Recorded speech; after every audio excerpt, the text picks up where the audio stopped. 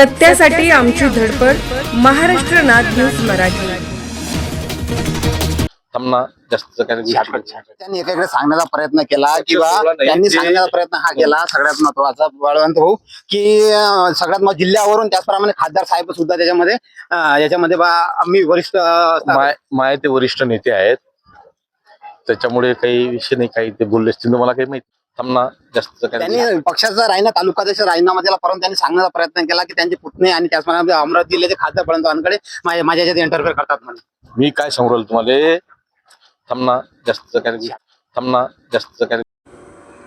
एकीकडे सुधाकर पाटील भारसाकडे यांचा काँग्रेसचा तालुका अध्यक्ष राजीनामा व अमरावती जिल्ह्याचे खासदार बळवंत वानखडे यांच्याशी केली असता चर्चा का उत्तर देऊ शकले नाही. हे माझे वरिष्ठ नेता, त्यांनी पक्ष सोडलेला नाही, ते पक्षातच आहेत. बातमी दर्यापूर. सध्याच्या परिस्थितीला पाहून दर्यापूर तालुक्यातील सुधाकर पाटील भारसाकडे यांनी तालुका काँग्रेस अध्यक्षाचा राजीनामा दिल्यामुळे संपूर्ण खळबळ उडाली आहे. काय आहे यांच्यातील सत्य, कोण आहे जिम्मेदार, या पडताळणीसाठी महाराष्ट्र नाद मराठी न्यूजचे संपादक यांनी अमरावती जिल्ह्याचे खासदार बळवंत वानखडे यांच्याशी चर्चा केली असता त्यांनी हे आमचे वरिष्ठ नेते आहे, त्यांनी का बरं राजीनामा दिला मला माहीत नाही. संपूर्ण माहिती घेत असताना खासदार बळवंत वानखडे यांनी न बोललेलं बरं, अशा भूमिकेत पळ काढण्याचा प्रयत्न केला.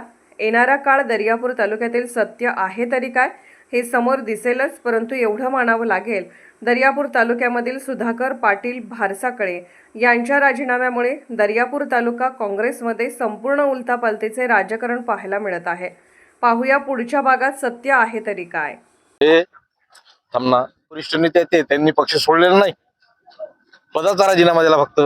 आपल्यासोबत होते बळवंत वानखडे यांनी त्यांनी सांगण्याचा प्रयत्न केला की सगळ्यात महत्त्वाचे आमचे वरिष्ठ नेता आहे, त्या कारणाने त्या परिस्थितीला कशा प्रकारे परिस्थिती त्याप्रमाणे कशी होणार आहे पाहणं अवघड ठरणार आहे.